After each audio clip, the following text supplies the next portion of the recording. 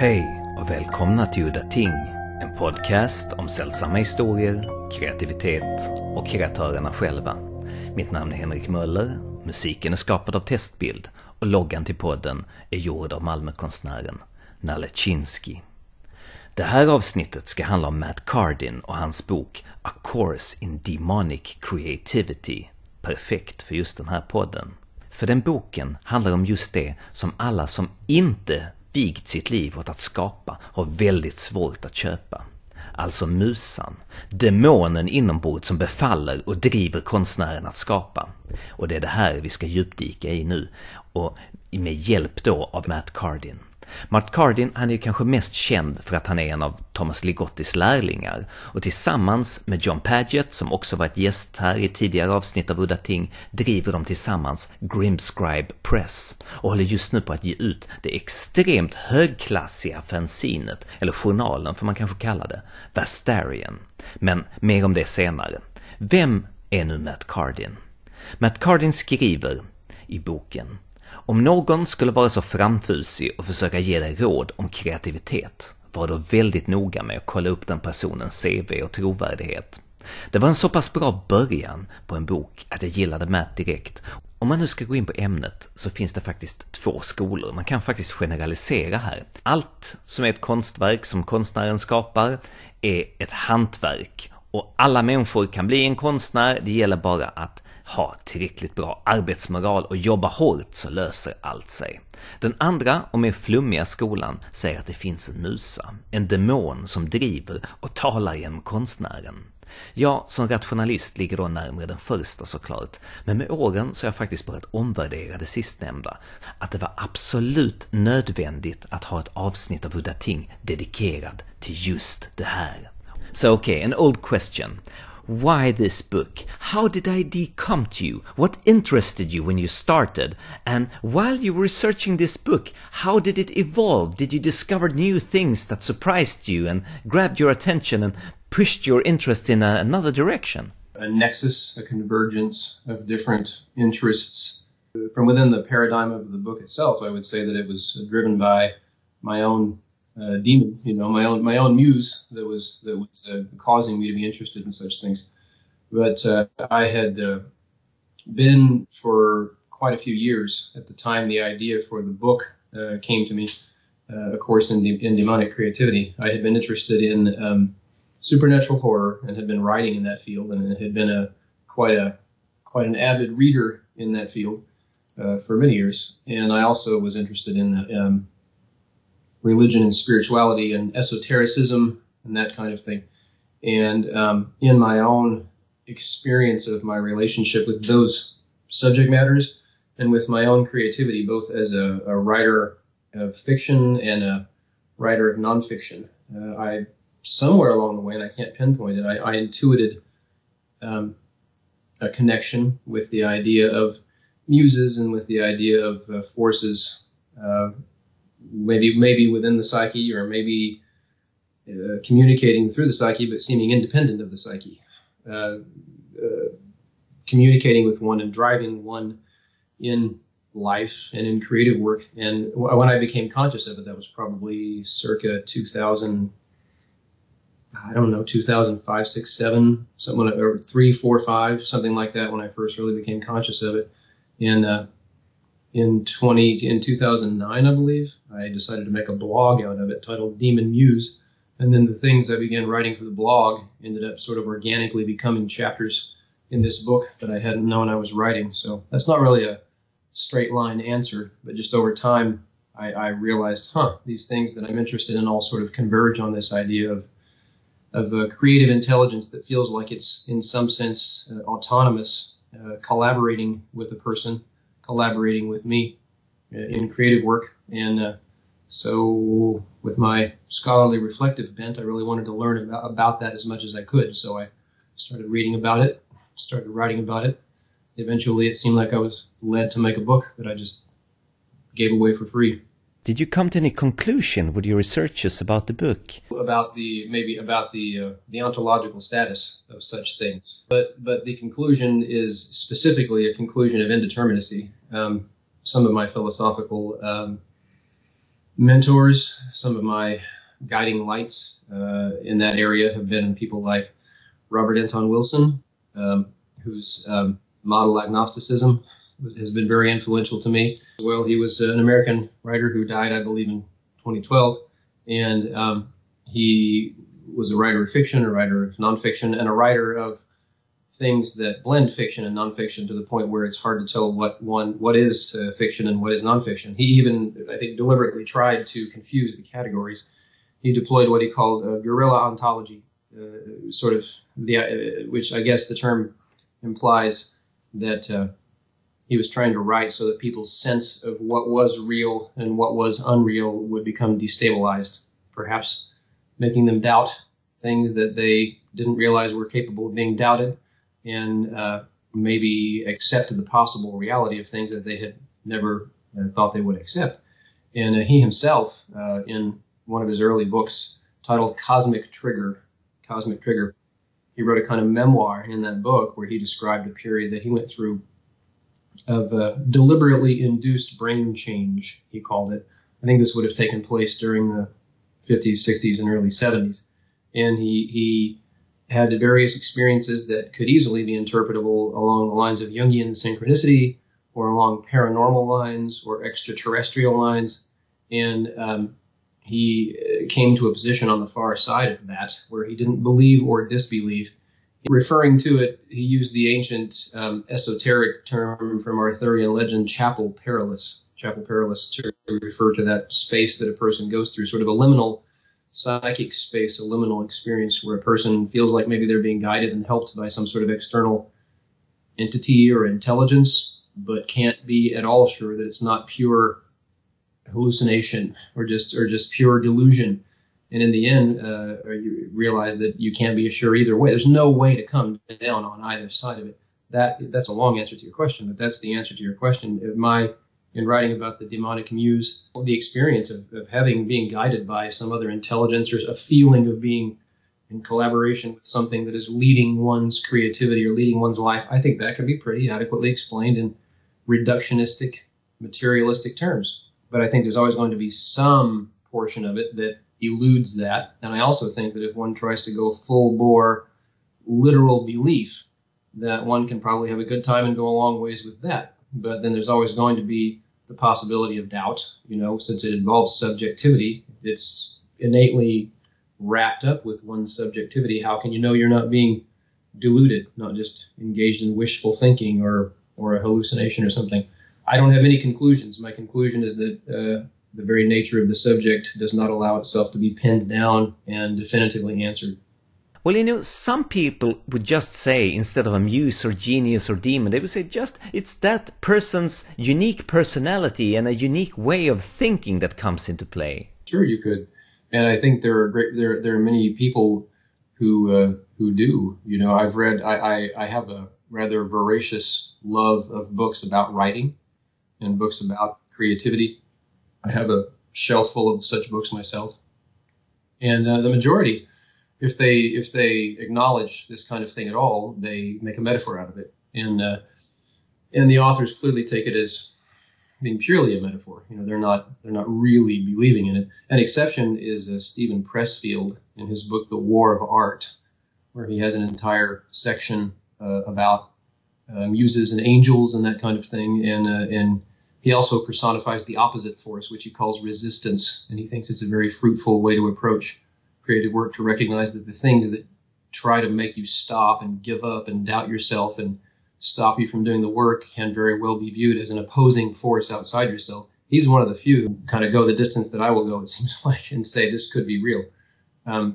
But certainly most people who deal with this do, I think, tend to rationalize it and say it's an interesting idea, but it's not necessarily literally real. I don't think there's a problem with that. I don't have any invested sense of self and any vested interest in trying to convince anybody either way, other than the fact that I do find myself having an inherent distaste for dogmatism. So in this area and others that are of particular importance to me, if I'm around someone who's being dogmatic and act like they have it all figured out, I do like to bring up possibilities that may be destabilizing to their position of certainty, because I honestly don't understand within myself, from my point of view, how anybody can profess to be absolutely certain about the objective reality or not, or maybe an objective reality within one's subjectivity or not, of something like a muse or a daimonic muse or a creative demon, which is so bound up with one's own perceptions and worldview and sense of self that it doesn't seem possible to stand outside oneself and gain an objective view. So I will tend to be the person who, I don't know, maybe I play the trickster figure and try to make people doubt themselves if they are expressing too much certitude about such a thing. Can you read some of the quotes from the opening of your book and talk about them? Why you chose them? There's Plato and Hyde and Harris. Sure. Let me call them up on my screen right here while we're talking. Let me see. And then I have Plato talking about the poet, right, and his muse. But if a man comes to the door of poetry untouched by the madness of the muses, believing that technique alone will make him a good poet, he and his sane companions never reach perfection, but are utterly eclipsed by the performances of the inspired madman. That to me, I minored in philosophy in college and pretty much took a self-guided major in it after college. And so I read a lot of Plato in translation. In time. I don't read ancient Greek, actually. But I completely agree with him. He says that, he says in that quote that the performances of the inspired madman will always overshadow and eclipse someone who just has artistic technique alone, a poet who just has conscious technique alone. I wanted to start the book on that note, with that as an epigraph, because I believe, and I have experienced myself in the things I've read, the things that are important to me, and also the things that I write that seem to me like they come out the best, that there is a sense of something illuminating them from within that goes beyond what the mere collection of the words or the mere deployment of conscious literary technique, or it could expand to anything. It could be film, and it could be cinematic technique, or it could be music and musical technique, whatever. That's something about the inspired quote unquote madness of someone who seems to be guided by inspiration itself. It produces a more powerful work, and also that brings out some of the danger of it. If you call someone an inspired madman, you're clearly indicating that whether you're talking about poetry or anything else, there's something that is getting out of control of the person who seems to be the maker, but may actually just be the conduit of the art. So that is a powerful place, a powerful framing and understanding of what actually happens in art. I think it can be dangerous. The quotation from Lewis Hyde was from his book titled The Gift, which is it's basically about the importance of gifting and the exchange of gifts, including art, in world cultures and history. And in the quote that I put at the start of the book there, he talks about how it used to be in the ancient world recognized that working really hard, setting oneself the discipline of realizing the gifts that you were born with, that came to you from your genius or your demon given to you by the gods, the gifts of your temperament, the gifts of your talent, and the gifts of your passions and drives, that used to be recognized, that setting those gifts free was a labor, an important labor. And I appreciated the way Hyde put that, and I wanted to think that perhaps my writing of the book, A Course in Demonic Creativity, would, for some people, contribute to their ability to do that, would contribute to their ability to learn to unleash their gifts. And then the quote from Harris, it's interesting. This quote talks about how it talks about the muse and the genius and the daimon and so on and so forth, and talks about how it defies rational analysis. And he talks about how it has its own timetable. You can't actually plan on it. You can't strap it down and make it do what you want. All you can do is kind of court it. He uses the term woo. It can only be wooed, and then he puts a dash in there, says, and it can equally be stifled. Harris wrote that. I wish I could locate the source again. I might be able to. that actually comes from, if I recall correctly, a paper or an article that he wrote that had something to do with architecture or engineering or something like that. It was not like Plato and not like Lewis Hyde, where those thoughts came in a context where they could be expected.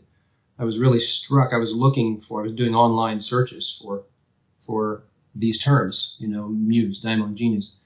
And I found this man saying this and thought, look at that. He's talking about how it defies rationality. It's something you can stifle and you can basically kill it in your life, or you can invite it, but you can't control it. It will come or not, as it determines. And it was in the context of a completely other presentation, not something about art, not something about creativity, not something about the humanities and the arts that I like. It was in a more of a science, technology, engineering, math type setting. That struck me. I like the broadness that brings to things. And then that's not noted when I included it as an epigraph at the start of the book. Its source is not noted.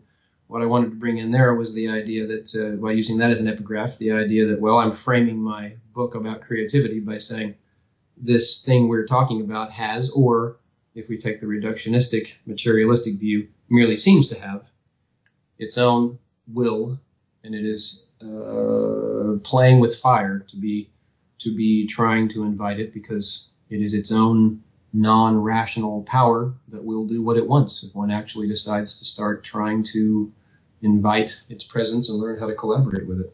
I'm curious, when you talk about the dangers of inviting the muse or embracing it, what exactly do you mean? I'm going to take a Hollywood example briefly. Did you see The Dark Knight? Christopher Nolan's. Of course, we all know what happened to Heath Ledger, and he really seemed to be in the zone, as we sometimes say. He was really on fire with that portrayal of the Joker. And, he was bringing a whole lot of mythic resonance to that portrayal of the Joker. He was going back to The Man Who Laughs by Victor Hugo, right? There's a history where the Joker was actually inspired by that. And I'm pretty sure that Ledger was, and maybe Nolan deliberately too, they were going back, and without explicitly stating it, they were trying to invoke some of that with his portrayal. And he really portrayed that character as an agent of chaos. He was embodied chaos, right? It was, and in mythological coding, he would be like a dark trickster figure. Well, you could tell he was method acting the hell out of that. He was inhabiting that role. And then, of course, he had his unfortunate drug overdose, or combination of drug overdose and medical problem, and died very young, when he just really seemed to have hit the most powerful role of his career. And Jack Nicholson, famously, this quote was trotted out endlessly by journalists everywhere. Jack Nicholson, had played the Joker in, say his name, Tim Burton's Batman that starred Michael Keaton as Batman. And Jack Nicholson is one of those demonically driven actors, it seems. He's always had that weird power and that sort of rage spirit in him. You can see it. He's famous for that. And he told someone in the press, when they asked him about Heath Ledger and how that ended up, I think the only thing he said was, "Hey, I warned him. I warned him." And I take that to mean, he didn't elaborate that I know of, but I take that to mean he warned him about going that deep, actually calling down something like that, going that far into a character like that. He may not have had in mind what I have in mind.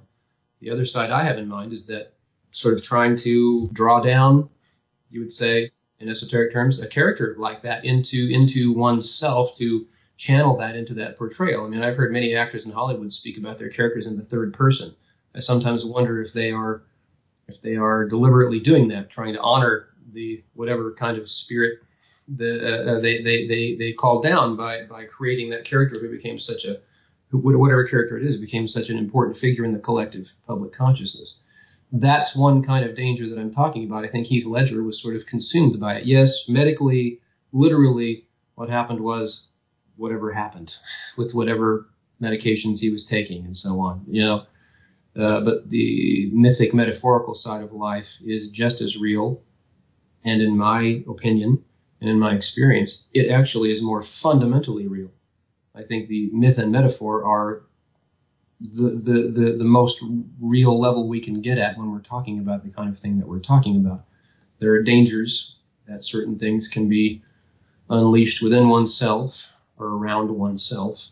In my own experience, I had and I've talked about this in public before on several podcasts and in print interviews and such. I had some devastating experiences with sleep paralysis beginning in the 1990s before I'd ever even heard of such a thing.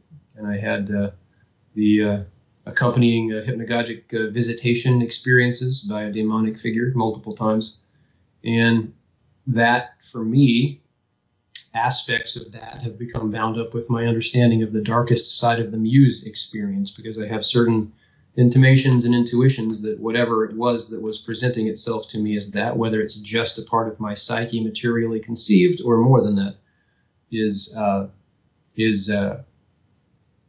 in the same zone, at least, as the muse and the daimon. I actually wrote a piece that appears at the Teeming Brain titled Initiation by Nightmare, subtitled Cosmic Horror and Chapel Perilous, where at some length I actually pursue and try to chase down the idea of what it might be like if one's own muse appeared in a dark way and be an assaulting one. So from speculations in the lives of some other creative people about what's happened to them that I've seen, and from some of my own experiences, I do think there's a danger. Things get loose, and emotions and emotional forces, and who knows, maybe other forces are tapped when one actually tries to give vent to this. This whole realm is of the psyche is where angels and demons come from, So it's possible for it to tip in the dangerous direction just as much as it's possible for it to tip in a conventionally life-affirming and happy direction. Speaking of getting into a state of creativity, Ray Bradbury talked about when he wrote the screenplay for Moby Dick that he, in order to carry out this impossible task, convinced himself that he could turn into Herman Melville while he wrote the screenplay. Well, I know that Bradbury is someone who worked on inspiration and spoke passionately about that. The book that he created out of a number of his essays written about writing and creativity over the years, the book titled Zen and the Art of Writing. It's a very cherished book for me, and I quote it actually it's one of the sources I used for a course in demonic creativity. He said he could. I haven't heard that quote. He basically thought he could turn himself into Melville. I think that does probably play into what I'm talking about. I remember he talked about how difficult Moby Dick was for him to crack. It was like a really tough nut or something. He thought, how am I supposed to do this? I think he was a relatively young writer in his career when John Huston wanted to get him to write the screenplay for that movie. And he was flattered and excited, but also had no idea how he was going to do it.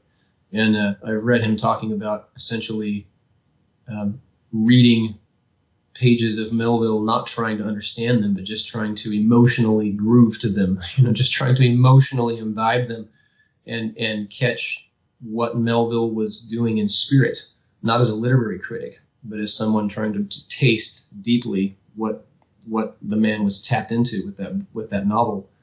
And Bradbury said he would read pages of Melville and then work on his screenplay, and then read pages of Melville and work on his screenplay.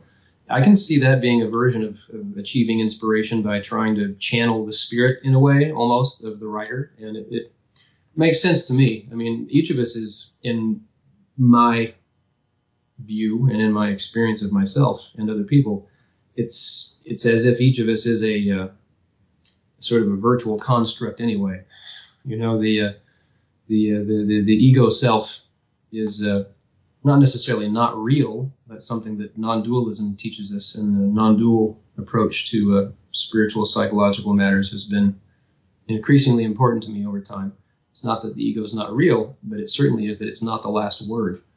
And I would think any number of different forces or different styles or whatever could learn to project themselves into a person's core, and come out through that ego. So certainly Bradbury couldn't literally become Melville, but he could try to commune with the man's spirit to the point where he felt like the guy was speaking through him. What is that, like literary mediumship or something? Yeah, that's very akin, I think, to the idea of trying to work with the daimonic muse. I don't write anything about that in the book itself. I don't talk about trying to commune with an author like that, but that would be a valuable way to go. Considering that I've been one of the people who's written fiction in the Lovecraftian vein before, maybe that's something I should consider. Well, it's the famous story that I've been talking about for many episodes of Udda, Ting, that Dan OBannon, the screenwriter of Alien, said in an interview that when he needed to turn on the juice and get inspiration, he tried to go to sleep, and that state between waking and going to sleep and getting out of this dream state into the waking state, that's where the magic happens. And what he means is that in that state you can get access to the ideas that are usually blocked by your brain in your waking state. That state, when one is waking up from sleep and is in the liminal zone, there is the hypnagogic state. That's exactly the state that I was talking about, in which my sleep paralysis experiences and most sleep paralysis visionary experiences take place. I think, isn't it called the hypnopompic vision that you have on the way into sleep, and then hypnagogic vision as you're in the REM state arising out of sleep. So I share that experience with Mr. OBannon, finding that to be a fertile ground for visions and creativity and such. It's just that mine seemed to take on an unhappy life of their own. I've actually kept a dream journal for some years myself, and I found that to be valuable. When you're sort of arising out of the depths of the ocean of the unconscious, as it were, maybe in spiritual terms, one can almost say you've sort of submerged back to the source, recharged and sort of merged again with whatever deep source there is in dreamless sleep, and then come back up to reassume one's individuated existence again. Yeah, that's definitely, in theory, certainly, and also in experience, a place and a zone to be having much wider and more fertile conceptions and ideas of things than in normal waking consciousness. People who even not doing that, any writer who's done it for a long time, I guess not any writer, some are completely mechanical and will say it's all done through sheer force of effort.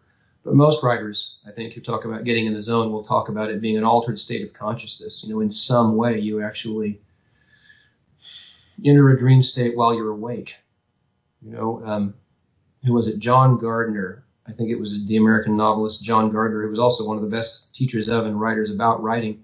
In his book on becoming a novelist, he referred to the fictive dream that novelists inhabit when they really get going, where they're in a halfway state. It's as if they're waking, dreaming, and what they're doing as they're writing by hand or typing is they're simply following this dream that is unspooling itself out before them. So that's the place, man. I think that's where the really heavy, important stuff comes from. In your book, you're talking about waiting for inspiration. It's a term that's usually mentioned in painting, but when you're talking about it in writing, you seem to refer to it like Zen Buddhism, like Zazen meditation, that you just keep waiting while writing, of course. The wrong way to go about it, and the way that gets people to speak derogatorily of those who will try to promote the idea of inspiration. The wrong way to go about it is to just sit around and wait to feel inspired. Just wait until supposedly one has an idea or one has an inescapable prompting to write something, whether it's a song or a short story or a poem, or it could be in any other area. It could be starting to write a business plan. It could be starting to build a bookshelf or something. There are all kinds of art. There are all kinds of creativity. But there are people who mock the idea of inspiration, whether they're talking about it in the context of a muse or just more conventionally. And they say, oh, that's ridiculous. Failures wait for inspiration. And they want to totally do away with the idea of inspiration and say it's all just the sweat of your brow. They like to quote Thomas Edison, and I mentioned this in the book, that supposedly Thomas Edison said,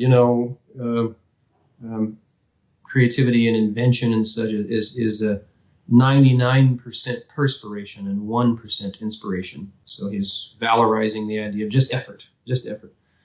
I think that's stupid. It's like Elizabeth Gilbert said, the 1% inspiration, it may just be 1% inspiration, but that 1% inspiration is the pearl in the middle of the oyster, which is the 99% perspiration. So active waiting recognizes that, yes, you don't just sit around waiting. That's a way to ensure that inspiration never happens. It's just as stupid as those who want to complain about it say it is. But in active waiting, one is open to the idea of inspiration. One is looking for it. One is actively courting it, although one can't make it happen. That goes back to that quote again at the beginning of the book. And perhaps one is training oneself. If you're a writer, you are practicing craft, practicing technique, imitating your favorite writers. You may be reading things that are of interest to you. You might be keeping a dream journal. I give some ideas in the book about things like morning writing when you are in that half awake state, making sure you write some pages in the morning. And there's other things to do as well. And you're flexing your muscles. It's like, or if you're a musician, I play the piano. I've been a pianist for 39 years now, I think. I've played a lot of scales and a lot of cadences in my lifetime, So you're doing that. And you're refining things to the point where if and when inspiration does strike, you actually have developed your skills to the point where you have made yourself a vessel, a conduit that can bring this forth. It doesn't matter if inspiration strikes and you have the most wonderful idea for, let's say, a short story that ever came to any human being.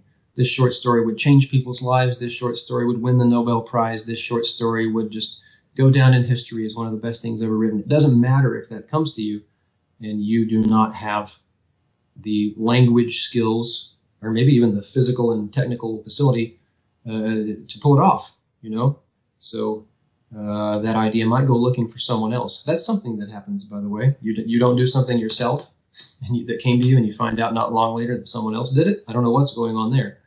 But active waiting is when you are cultivating yourself as someone that is sort of, I don't know if you're praying to inspiration or you're just waiting for it to come like a moment of grace. You're ready for it when it shows up. So it is your effort that invites inspiration.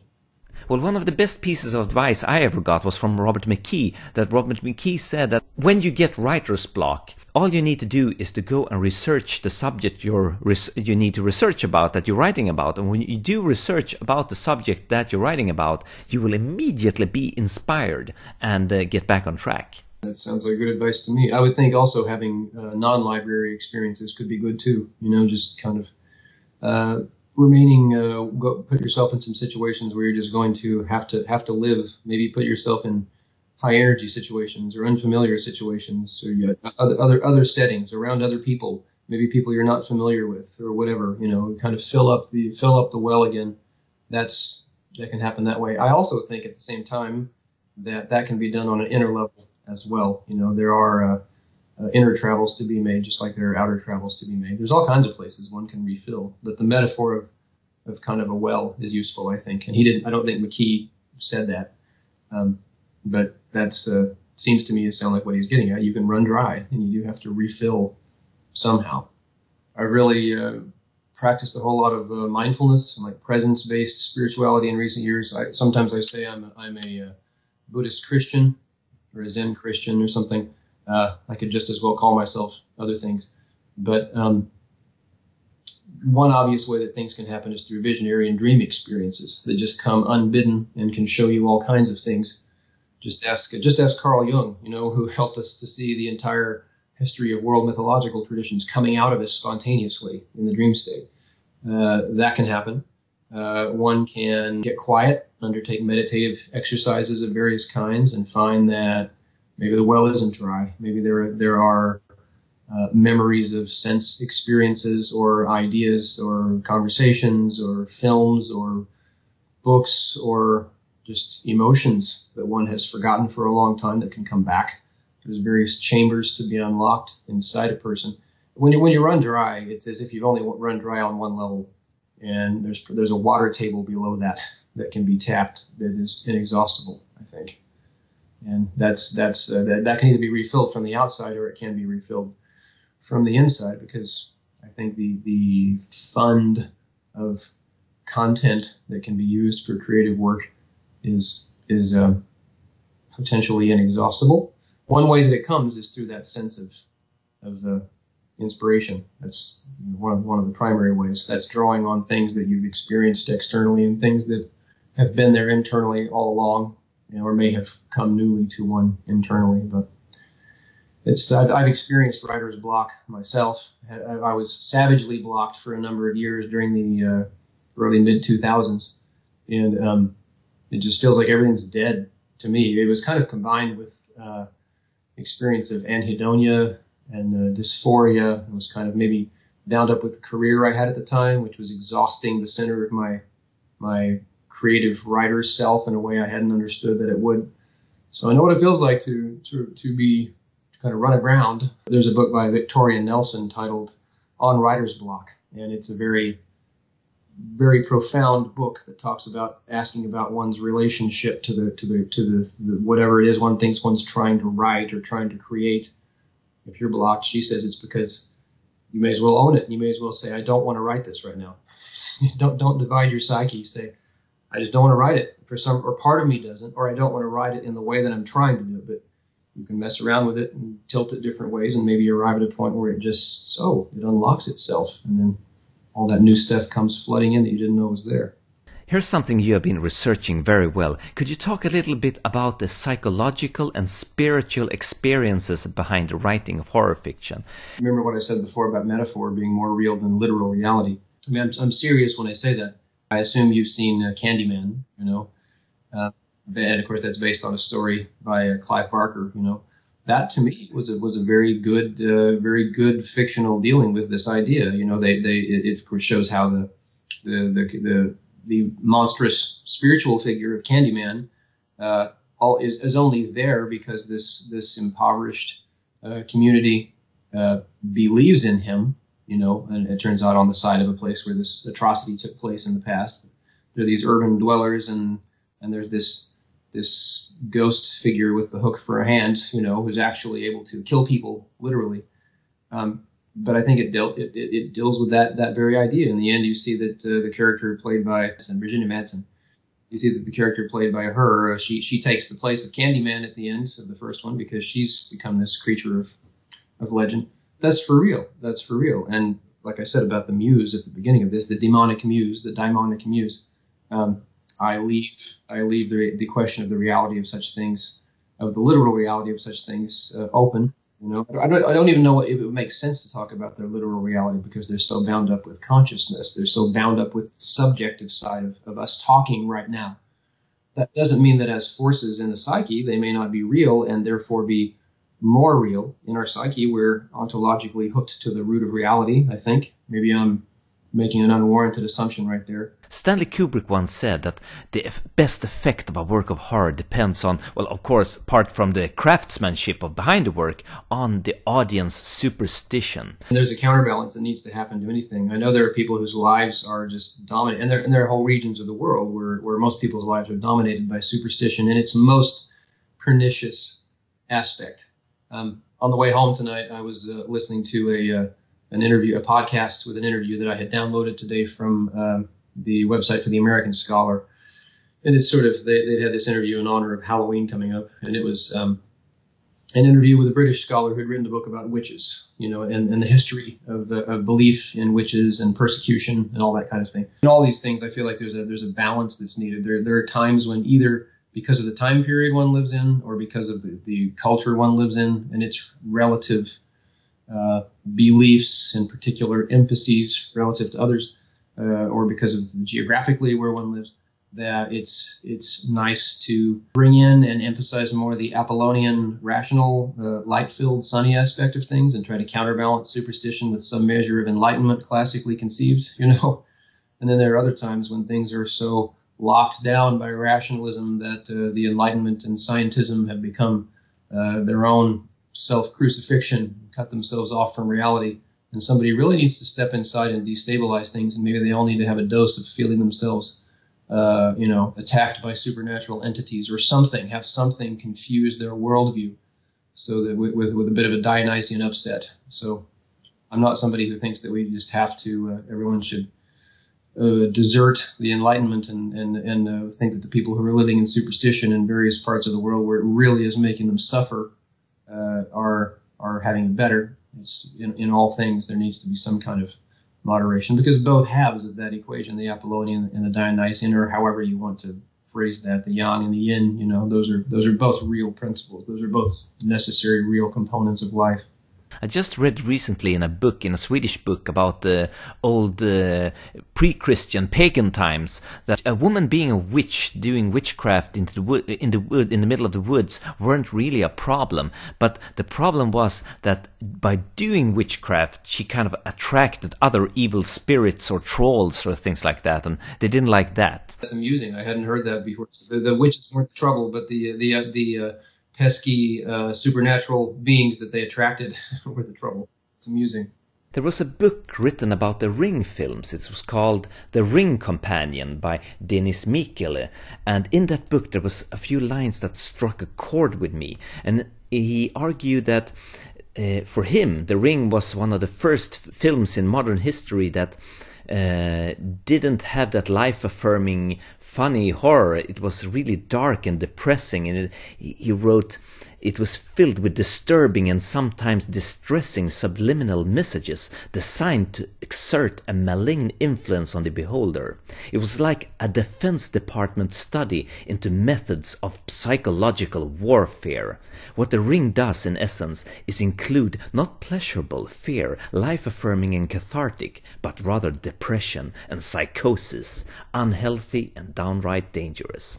That was something that really struck a chord with me, and I thought, maybe, do you think someone had really constructed a mathematical formula how to induce fear and horror on the audience, or the reader for that matter? Plenty of room for speculation about making a story there as well. I'm sure that other people have done it, you know.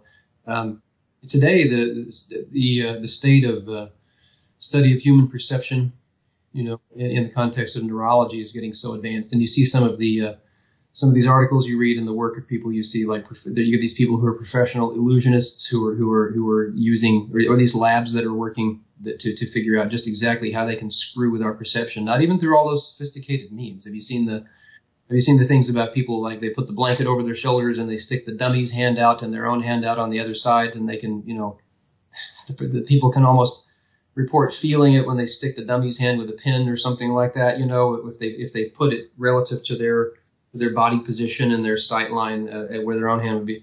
We're through that and some more means, like, I guess, who knows, you know, MRIs and other brain scanning techniques. We're learning a whole lot about the way we neurologically process things, and I think some philosophical movements hooked to the neurological study of things are getting pretty advanced, and trying to see how our consciousness is embodied in the world, and not necessarily just in our bodies, but in our brains and nervous systems, but can be considered to be distributed in a field around our environment.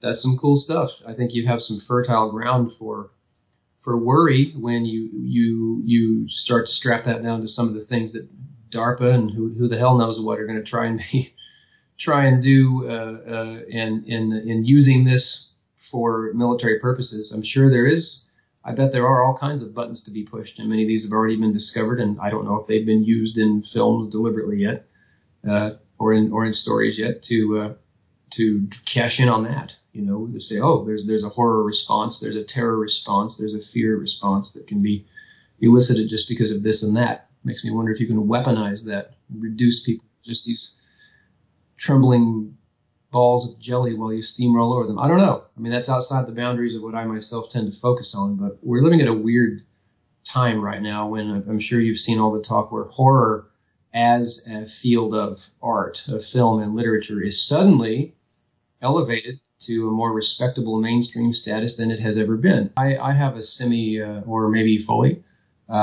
apocalyptic in the destructive sense, a diagnosis of where we are and where we may be headed. I feel like dystopia is a real possibility that's not just in the future, that is unfolding in many places, not everywhere, but many places all around us. John Skip is an American horror writer, 2003, 4, 5, 6, whatever. He said, these are horror times. And he took that through several permutations of kind of explaining why in rather lyrical fashion, but he would always return to that statement, these are horror times. Well, this decade plus later, many things in the world have tended to move that way, you know, more, and not just in the U.S. and not just in Europe, all kinds around the world, many places have lots of breakdown, lots of chaos, lots of fear, lots of uncertainty. It's a weird transitions point. It's the fourth turning. It's who knows what it is. But we are seeing right on cue, if what he was talking about was true, the sort of resurgence of supernatural horror that began with the turn of the millennium, reach this, what seems to be a sustained wave going on for the past 10 years or so. And then just the past 2, 3, 4 really reaching heights. I don't know. That always stayed with me. These are horror times. Something about the stars are right in Lovecraftian terms. We've reached a point where that seems to be something that speaks through and that speaks to people, perhaps in greater numbers on a longer lasting basis than may have previously happened, at least in our modern technological societies. It's not that we haven't had hard times. Well, haven't people always said that? I mean, back in World War II, they said that, and during the Vietnam War, they said it's the end of the world, and these are horror times, and horror movies and things like that flourished, which of course, after the war, it became the other way around, and people were tired of all the depressive stuff, and they wanted something happier. And yeah, I don't know. I mean, back during World War II, that's what the U.S. came out of the Depression during that period, and I guess other places did too. And you had in America, you had the great Universal Studios horror cycle, starting with Frankenstein and Dracula and moving all the way through The Mummy and The Wolfman and all that. And then in the 1960s and 70s, you had this explosion of horror. Like 1968, was the year basically the world blew up, and you had Night of the Living Dead create the modern zombie figure just almost out of whole cloth right there, and you had the 70s explosion of classic horror with George Romero and David Cronenberg and that kind of thing. And it was happening at the time when in the U.S. and elsewhere there was a sense of things falling apart, kind of like now. Things felt rather apocalyptic. What's interesting, I don't know why the difference, but the difference is back then that was underground. Night of the Living Dead was a drive-in film. And Dawn of the Dead, where Romero had said originally with Night of the Living Dead, oh, no, it's not social commentary. I only have a black main actor because that's the best actor we could get for our budget, Oh, come on, man. Then you get to Dawn of the Dead and we all see it's an explicit satire on consumerism, right? So it was speaking to the times, and we had horror times again. But the Cronenberg films and the Romero films and the others of that era, Texas Chainsaw Massacre, Tobe Hooper, they were underground films still. They were transgressive. You weren't going to go down to your movieplex, they didn't exist like they did today. But still, your movie theaters and see those. Today, it's gone mainstream. It's all major mainstream press writes about it. The New York Times writes about it. You can go to a movie theater. You can go in one and you can see the latest Disney princess movie, and you can go in the other one and you can go watch, I don't know, Get Out, or It Follows a few years back or whatever. Some years ago, you could go see, God help us all, something like Hostel 2, and, have an Adam Sandler comedy next door to that and a kid's cartoon next door to that. Well, now it's got the mainstream literati and intelligentsia talking about what a powerful artistic expression of the times horror film and horror literature are, and all the identity politics of the day are coming out in these attempts to rewrite Lovecraft, and deal with his racial issues from other sides and so on. I don't know why, but it's something long simmering, maybe coming to fruition right now. I have no answer. I really don't. But to see it happening and to be alive right now while it's happening is striking. What are your preferences in horror fiction? Or more precise, what aspect of the horror fiction resonates with you? It's always been supernatural horror. Now, I've read The Silence of the Lambs, which was actually a surprisingly good book, surprisingly good on a literary level. And that's pure, exquisite psychological horror, But supernatural horror of the stuff I was talking about, Mackin, Blackwood, Lovecraft, even Shirley Jackson, Thomas Ligotti, Ted Klein, that kind of thing. Those have been the things that speak most to me. I mean, I gravitate to them. Maybe because of my personal experiences, maybe because they speak to that thing that was already in me before I ever got consciously into that field, where I'm fascinated by the confluence of spiritual matters and matters related to supernatural horror. That's probably it. Is that that's the weird supernatural fiction cosmic horror fiction too speak to that sort of question and that dividing line of what makes us human, sense of ourselves and our sense of what makes up reality come into question, and see that sense of the uncanny and that sense of reality being destabilized, generated. Religion does that too. It just tends to, for most people, do it in a different way. If you become a Christian, or if you become a Buddhist, or if you become a Muslim, and you had really been, and it was really a dramatic conversion to a new way of being for you. You were seeing your conception of the universe and who you are within it and what runs it being destabilized, and things have to constellate again in a new way. Horror fiction of the type I'm talking about does the same thing, and may point to valid spiritual wings of experience that come for you sometimes. I come back to my own experience, of a rather existential horror. I didn't seek it out, it came for me. So what was it that came to you? Do you mind speaking about it? Well, talking about what happened over time with my nocturnal experiences of a horrific nature. Sleep paralysis occurs when you come to partial consciousness, to waking consciousness, but you're still paralyzed. There's an automatic paralysis that sets in during a certain stage of sleep. Atonia, I guess, generalized atonia it's called, and you can't move, and many times you feel like you're suffocating, and for some people there's an overwhelming sense of terror that comes with it. It seems like it's part of it, and for other people there are visionary things that happen, and I had a demonic seeming figure appear and kind of its very presence was like sucking me in, like it was annihilating me, and that happened several times in various different permutations. It happened, and it seriously marked me. I did think that I was actually going insane for 3 or 4 years, and so my whole outlook on things started to change and become it affected my emotional life. I kind of had a darker, more depressive view of things, and it seemed like the supernatural fiction that I had read for some time certainly took on new heights and depths of meaning for me. It seemed like when I first read Thomas Ligotti, I felt like I could have written that if I had been able to. I had written one story prior to that, my story Teeth, which ended up being my first story published at Thomas Ligotti Online. And it could have been trying to do Ligotti pastiche before I read Ligotti. His view is extremely dark, and he doesn't really believe in the supernatural, but he certainly uses it as a metaphor for talking about his view of life and human life being in thrall of forces that are fearsome and horrific, and the principle, the life principle itself, having something behind it that is intrinsically nightmarish, so that conscious life is an embodied nightmare. I started moving in a direction like that from what had happened to me, and finding out that lots of the horror fiction I had read and was continuing to read, like Lovecraft and others, really seemed more serious now. It's like, oh, no, this is actually explaining in symbolic form exactly what I'm trying to say. These things can come for you unbidden, and I've in that blog post I talked about cosmic horror and Chapel Perilous.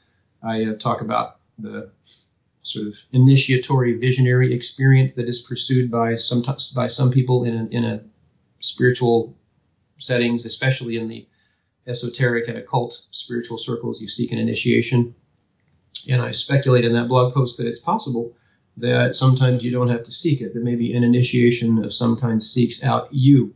And as with all initiation experiences, you're thrust into a liminal space where your transformation happens, and you basically emerge some different person in some respect. It's certainly caused me to have a greater responsiveness to certain forms of art and literature.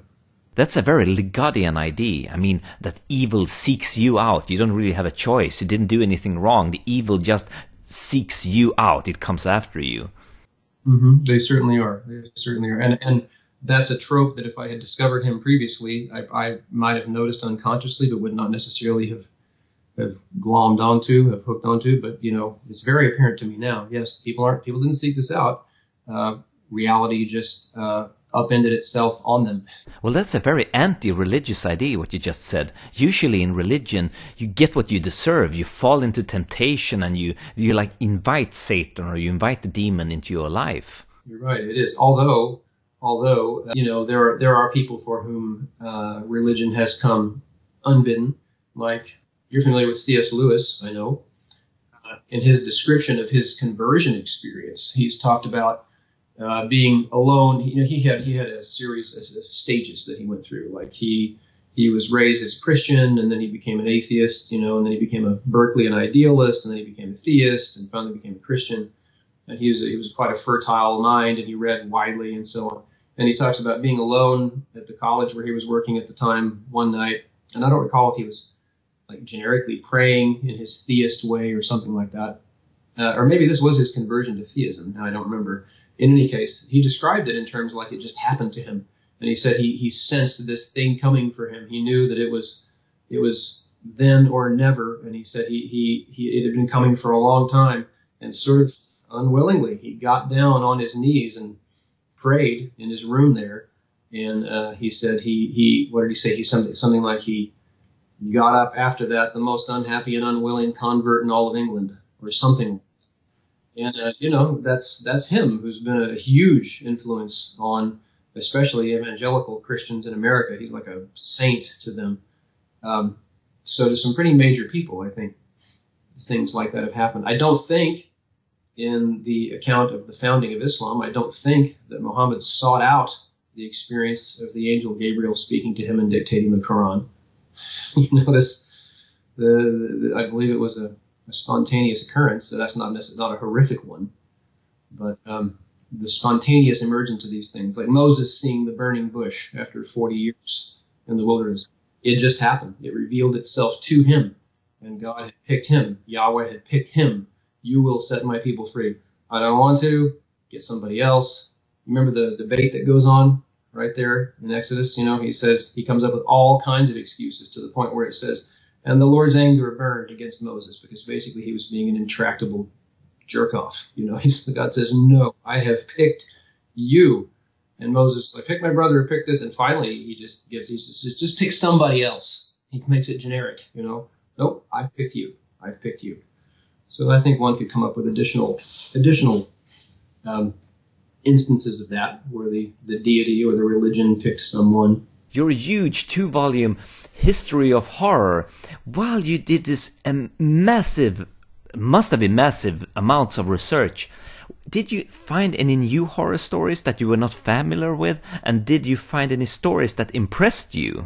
One of the nice things about doing a project like that for me is that I recruit other scholars. That's the third encyclopedia like that I created for that same academic company.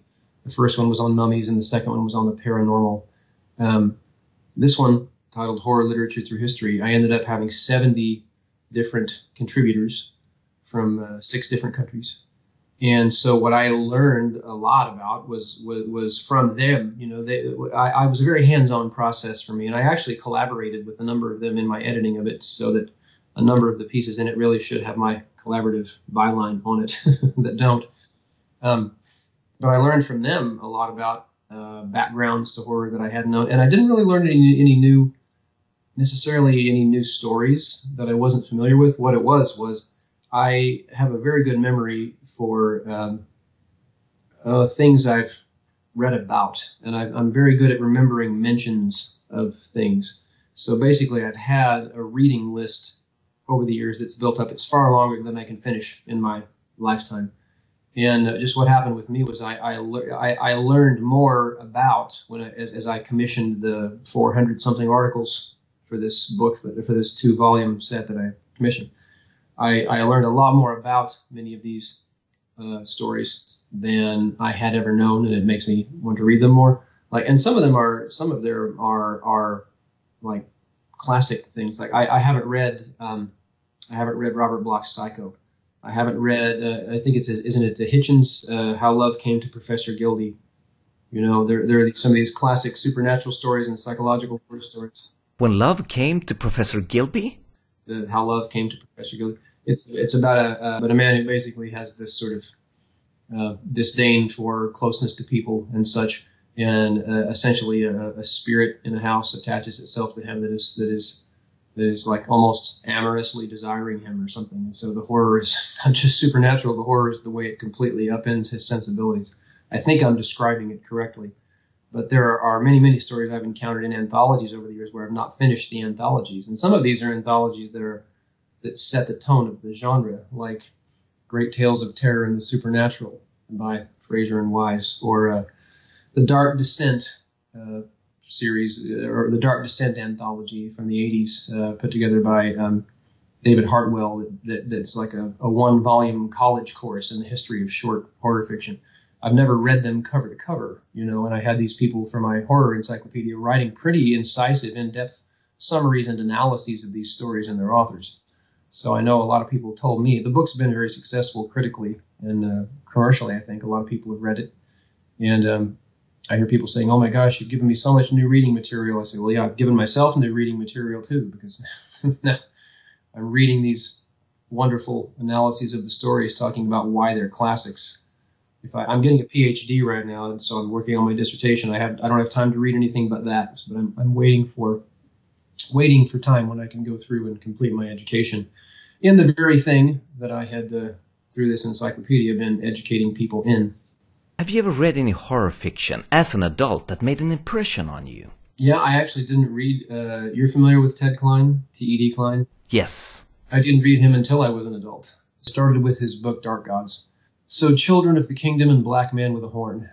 Those both really, really struck me very, very deeply. And it's not that Nadelman's God and Petey, also in that same collection of 4 novellas, are not wonderful. They are, but those first 2, they just really lodged within me. So, like, obviously within you too, and something about the intelligence with which they were told, and also the nature of the horror that he conjures with them is really.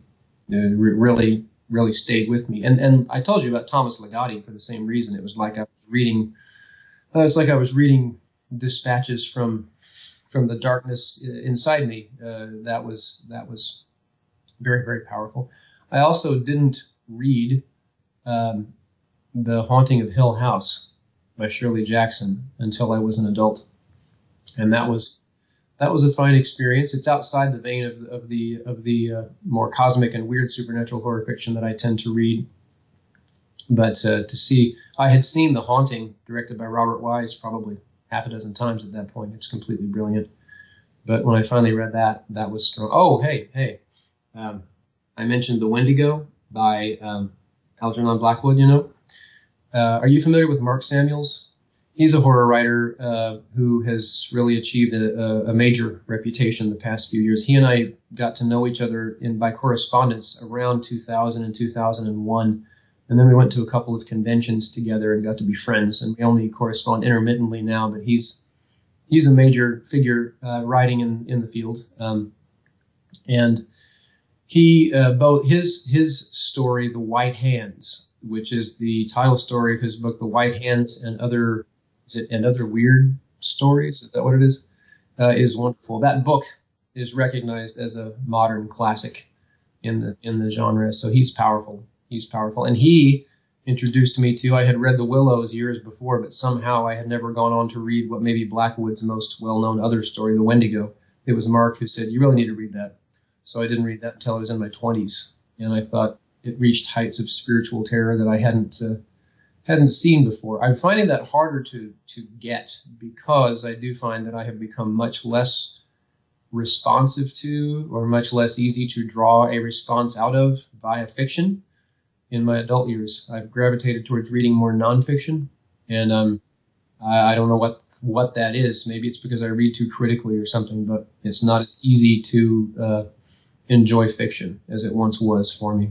The Shallows by Nicholas Carr. I know that you like that book. What did you like about it? Well, that's part of my dystopian diagnosis of things. Like I told you, yeah, I think he's done as good a job as anybody. And in his subsequent books, like The Glass Cage, and another one that he, I think is it his most recent book is titled Utopia is Creepy.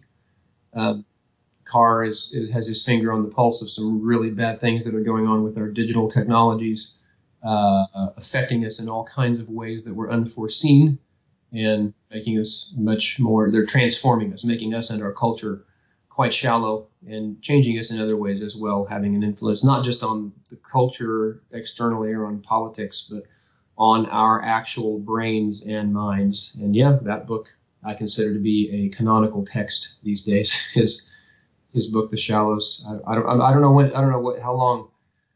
it's going to be. Things are moving so fast in the area of research. He delves into all that neurological research, all the neuroscience about how our brains are when we read and when we interact with digital technology. I don't know how long it'll be, maybe before some of the information in his book is dated. But I think his point that by and large, as a literate culture, we used to be more deep divers than we are now. And these days, as he puts it, he noticed that he himself was unable to read as deeply as he used to. He would sort of skim across the surface of the lake like on a jet ski instead of diving down.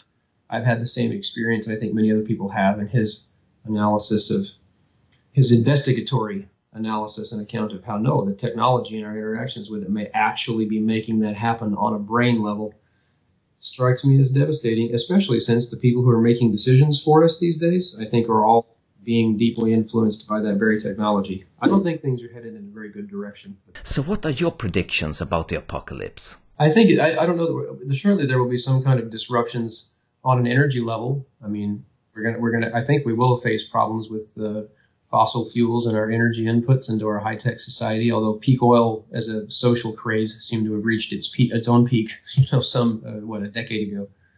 But there could be major war. We could have nuclear war. We could have pandemic plague. We could have a computer meltdown. We could have hackers take down electrical grids all across the world. We could have a solar storm. I mean, there's all the stuff the preppers are prepping for and fortifying their bunkers for, right? You can't account for any of that. I think along the way, I think the most likely thing we're going to get is some sort of steady state decline into a dystopian techno-future of neo-feudalism. That's my apocalyptic diagnosis. And that's not future. That's already here for a great many people around the globe. More of that, unrelenting. I really don't, and I'm a pessimist maybe, but I don't really see anybody turning anything around globally to have there be or even locally in the U.S., for example, to fix things. Morris Berman, intellectual historian named Morris Berman, wrote a book titled The Twilight of American Culture that came out around 2000, I think, 2001. And then he wrote 2 follow-up books about the decline of the American empire.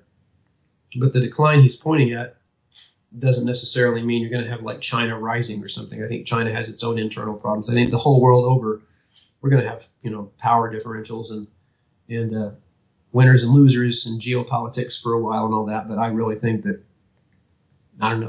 human nature being what it is and technology being what it is now and the direction the world is moving now, you're going to have a 2-class system. You're going to have the super rich and you're going to have the increasingly shut out. That's what I think. Tell me about your story, Teeth, how it came about. Well, I was having these traumatic experiences I was talking about, leading to a difficult life experience in the 90s. And around 1994 and 1995, having been a voracious reader of Lovecraft and some other cosmic horror fiction, I came up with an idea for a story, or it sort of suggested itself to me. And I wrote it, and I had been journaling obsessively, by the way, and my journal was kind of a commonplace book, too, where I kept quotations from the various philosophers and other writers that I was reading.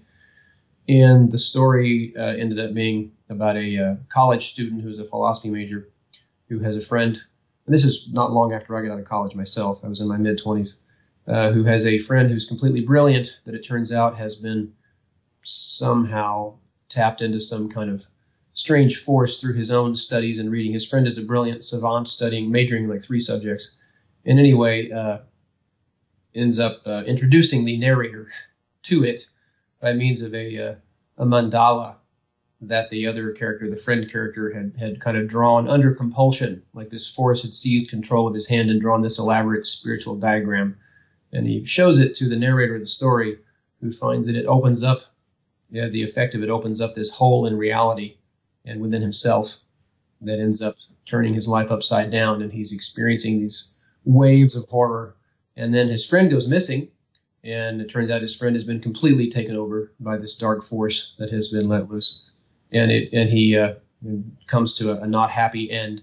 And the story ends with the narrator offering some very grim philosophical speculation about life and things.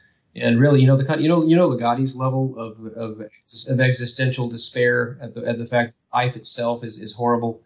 I mean, I had not read Ligotti yet, and I was having this guy reading stuff from his friend's journal where the friend is like quoting Miguel de Unamuno about consciousness being a disease and the fact of our being conscious of our plight and recognizing this horrific, monstrous force that lies behind the veil of existence is the thing that makes it all the more horrific. I hadn't read a word of Ligotti. I wouldn't read Ligotti for like another 4 years or something. So that was where I was. I mean, that story came out okay. I submitted a few places and didn't get anywhere, although some editors sent me some notes saying it's a good story, not right for us. It included, I used the journal kind of conceit in it to include a bunch of the quotes from Schopenhauer and Nietzsche and such that were meaningful to me at the time, pessimistic things. I met Jonathan Paget online in a Lovecraft news group in the late 90s, a few years after I wrote that. And he and I started talking Ligotti. I had just started reading Ligotti, and John was a longtime fan, who now runs Thomas Ligotti Online, by the way, the official Ligotti website. Actually, John Paget has been a guest on the podcast a while ago, talking about his book, Secret to Ventriloquism. Okay, so John. He and I met back then over these matters. Okay, and he ended up creating Thomas Ligotti. At first, a Ligotti news group. I was the only one in the Lovecraft news group with him who agreed that would be a good idea. And he and I were the only people talking about Thomas Ligotti in that news group. I told you I read Ligotti. When I read him, I was like, oh my gosh, I've been waiting to read this guy my whole life. I wrote this story that's like trying to reach for him without knowing of him.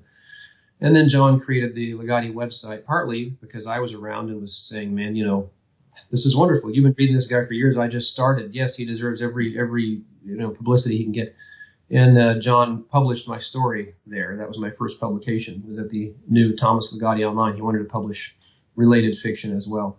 And people that I knew online, including writers and editors and such, started saying that it was good. Brian McNaughton, who won the World Fantasy Award for The Throne of Bones, a wonderful collection of stories about ghouls, he praised it to the high heavens. And I thought, wow, this is unexpected. And it ended up becoming my first print publication in an anthology from Del Rey, the fantasy science fiction horror publishing line Del Rey, in an anthology edited by Benjamin Adams and John Peelin titled The Children of Cthulhu that came out in 2002, I believe. That was it became the final story in there. So Teeth, I wrote in the early mid-90s out of my own life, despair, and obsession with dark philosophy and with supernatural horror, and then ended up seeing it published at the brand newly created Thomas Ligotti Online, and then in print in a rather high-profile hardcover horror anthology in a Lovecraft vein. And then it also appears as the first story in my 2010 collection, Dark Awakenings, and there it's really expanded. I added about 20 or 30% more to it, but I don't know if it's my signature story or what, but people have told me that it depresses them horribly, that after they read it for the first time, it sort of affected their whole day or their whole week. They really felt bleak and morose and were surprised how much it impacted their mood. And well, I guess that means I channeled things appropriately because that's where I was living for years at the time that I wrote the story. And that's the first. I'd wanted to be a writer, I said, since I was a kid, but that was the first mature story I wrote that was actually worth anything. Som jag nämnde i början av avsnittet så har John Paget och Matt Cardin precis börjat ge ut journalen Bastarian, namnet taget efter Ligottis förbjudna bok Alla Necronomicon. Det här är alltså en litterär tidskrift som samlar kortnoveller, kritik, poesi, filosofi och vetenskapliga avhandlingar relaterade till Thomas Ligottis universum. Jag har de 2 första numren och jag kan varmt rekommendera dem. Skitsnygga omslag och högklassigt innehåll. I första numret så finns bland annat ett förord av Ligotti till den polska utgåvan av Teatro Grotesco, för första gången översatt till engelska, samt en polsk intervju gjord i anknytning till just det släppet. Notes on Horror är en intressant text skriven av en psykolog om hur han anser att Thomas Ligottis historia relaterar till och har hjälpt hans patienter. Vasterian är alltså definitivt ett måste för alla Ligotti-fans. Samtalet med Matt Cardin blev ganska långt och avhandlade många olika saker och jag har gjort mitt bästa i mån av den tid jag har att klippa ner det, så jag hoppas att det inte blir för långtråkigt och utsvävande. Ja, och med de orden så säger vi hej då. Mitt namn är Henrik Möller, musiken är skapad av Testbild. Hej då!